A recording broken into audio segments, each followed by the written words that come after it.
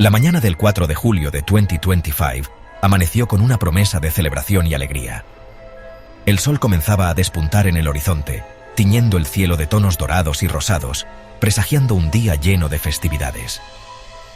En el Texas Hill Country, un lugar conocido por su belleza agreste y su espíritu independiente, las colinas ondulantes se extendían hasta donde alcanzaba la vista, cubiertas de una vegetación exuberante que brillaba bajo la luz matutina. Todo parecía festivo, con banderas ondeando y guirnaldas adornando las casas. Los preparativos para el gran día estaban en pleno apogeo, con el aire impregnado del aroma de la barbacoa y la anticipación de los fuegos artificiales. Pero, a pesar de la atmósfera festiva, una inquietud sutil flotaba en el aire, como una nota discordante en una melodía alegre. El cielo, que antes era azul y despejado, comenzaba a mostrar signos de cambio, con nubes oscuras que se acumulaban lentamente en el horizonte. Las familias, ajenas a la creciente amenaza, se preparaban con entusiasmo para celebrar el Día de la Independencia. Los niños corrían y jugaban, llenos de energía y emoción, mientras los adultos ultimaban los detalles de la fiesta. Ignorando las advertencias meteorológicas que parpadeaban en las pantallas de sus teléfonos, muchos restaron importancia a las alertas, considerando las exageraciones rutinarias. La tormenta tropical Barry, que se acercaba desde el Golfo de México, era vista como una amenaza distante, algo que probablemente se disiparía antes de llegar a tierra. El río Guadalupe fluía tranquilo y sereno, ajeno a la furia que pronto desataría sobre sus orillas. Sus aguas cristalinas reflejaban el cielo cambiante, sin revelar la creciente amenaza que se cernía sobre la región.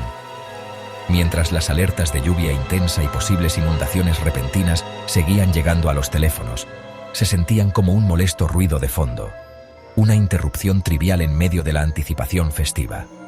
Nadie, en su optimismo, imaginaba la verdadera magnitud del peligro que se avecinaba, la fuerza destructiva que Barry estaba a punto de desatar. La amenaza era solo un conjunto de datos abstractos en un pronóstico meteorológico, una serie de números y gráficos que no lograban transmitir la inminente realidad. No era una realidad tangible, algo que pudieran ver, tocar o sentir, sino una posibilidad remota que preferían ignorar. De repente, el cielo se tornó de un color morado intenso, un presagio inquietante de lo que estaba por venir. Un gris plomizo cubrió el horizonte, y el viento, que antes era una brisa suave, trajo consigo un frío inusual, helando la piel y calando hasta los huesos. Una extraña quietud, un silencio sepulcral, se apoderó del paisaje, como si la naturaleza contuviera la respiración en anticipación de la tormenta. Los residentes veteranos, aquellos que habían vivido suficientes tormentas para reconocer las señales, sintieron que algo fundamental era diferente en esta ocasión. Sin embargo, la mayoría, atrapada en el espíritu festivo, siguió adelante con sus planes, decidida a disfrutar del día sin importar las nubes amenazantes. Las primeras gotas de lluvia, grandes y pesadas, parecían inofensivas al principio, simples molestias que pronto cesarían. Pero rápidamente se convirtieron en un aguacero torrencial e incesante, un diluvio que oscureció el cielo y transformó el paisaje. El río Guadalupe, antes tranquilo, comenzó a agitarse violentamente, sus aguas elevándose rápidamente y arrastrando consigo todo a su paso. Los caminos, que antes eran lisos y transitables, se transformaron en lodazales resbaladizos y peligrosos, dificultando el movimiento y aumentando el riesgo de accidentes. Las señales de advertencia estaban ahí, evidentes para aquellos que sabían dónde mirar y cómo interpretar los mensajes de la naturaleza. Sin embargo, la comunidad, cegada por la tradición y la celebración, seguía festejando, ajena a la inminente catástrofe. Completamente ajena al desastre inminente que se cernía sobre ellos, un peligro que pronto cambiaría sus vidas para siempre. La verdadera amenaza, la furia implacable de la naturaleza, seguía oculta tras las nubes oscuras y amenazantes, acumulando fuerza y preparándose para desatarse con una venganza devastadora. Lista para desatarse sobre el desprevenido Texas Hill Country, marcando el comienzo de una tragedia que nadie podría haber previsto. Los remanentes de Barry se estancaron sobre el Hill Country, liberando una lluvia sin precedentes. Más de 30 pulgadas cayeron en menos de un día, saturando el terreno y desbordando el río Guadalupe. El agua subió a un ritmo imposible, arrastrando árboles, autos y casas en una oleada violenta. El fenómeno, Una inundación repentina superó todo lo registrado antes en la región. El río se transformó en un monstruo imparable, rugiendo y destruyendo a su paso. Para quienes lo vivieron, no era ciencia, era terror puro, una fuerza que remodeló la tierra y la vida. Lo que cayó no fue lluvia, sino un torrente devastador que marcaría para siempre a la comunidad. The disaster unveiled a deeply concerning chain of failures within the emergency alert system. It wasn't just one error, but a series of missteps that compounded the crisis. Official warnings, disseminated through various channels, failed to convey the true, immediate urgency of the situation. The language used was perhaps too technical, too bureaucratic, lacking the emotional resonance needed to spur widespread action. Consequently, many people simply didn't grasp that this was a historic event unfolding before their eyes, a catastrophe of unprecedented scale. They underestimated the danger, assuming it was just another routine weather alert. Evacuation orders, crucial for saving lives, were either issued far too late, or, tragically, didn't reach certain communities at all. The delay proved fatal for some. This left countless individuals trapped in their homes, stranded in their cars as floodwaters rose rapidly, and isolated from any means of escape. Emergency responders, overwhelmed by the sheer volume of desperate calls for help, found that roads, once familiar routes, were now impassable, submerged beneath the relentless floodwaters. The emergency management system, primarily designed to handle slow-moving disasters with ample warning time, simply couldn't adapt to the unprecedented speed and ferocity of the flooding. It was a system outpaced by the very event it was meant to manage. The technology to effectively warn the public existed. Sophisticated alert systems were in place, but bureaucratic processes and human decision-making proved too slow, too cumbersome to effectively utilize those tools in a timely manner. The failure wasn't born of malicious intent or negligence, but rather from a collective failure of imagination, an inability to fully grasp and prepare for a catastrophe of such unimaginable scale and scope. By the time the sheer magnitude of the disaster became undeniably clear to everyone involved, it was tragically too late to save many lives. Opportunities had been missed, and the emergency response faltered. It's a painful lesson, etched in the memories of those who survived. That alert systems, no matter how technologically advanced, only truly save lives if they effectively trigger immediate, decisive action from the public. Camp Mystic, un campamento histórico junto al Guadalupe, se convirtió en el epicentro de la tragedia. Cientos de niñas y consejeras dormían cuando la inundación arrasó el lugar en plena noche. El agua destruyó cabañas y arrastró todo a su paso.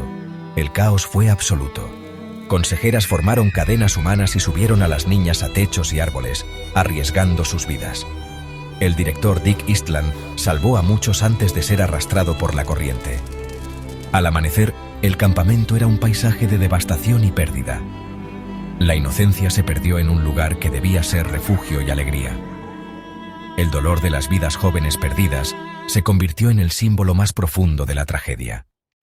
Las cifras oficiales revelaron el costo humano: 87 muertos, incluidos 22 niños, la mayoría de Camp Mystic.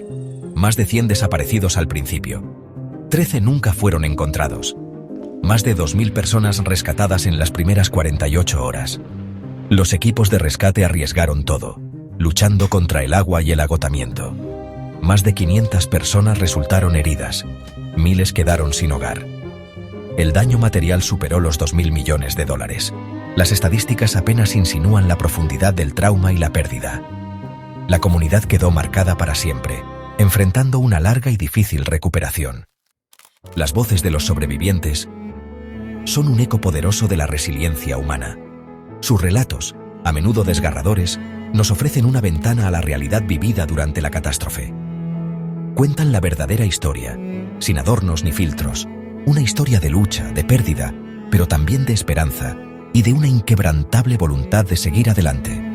María Flores, de Wimberley, su nombre resuena como el de muchos otros que enfrentaron la furia del agua. Relató cómo el agua entró en minutos, transformando su hogar en una trampa mortal. El avance implacable del agua, una pesadilla hecha realidad. Sobrevivió aferrada a un techo con su familia, luchando contra la corriente y el miedo, esperando un rescate que parecía no llegar.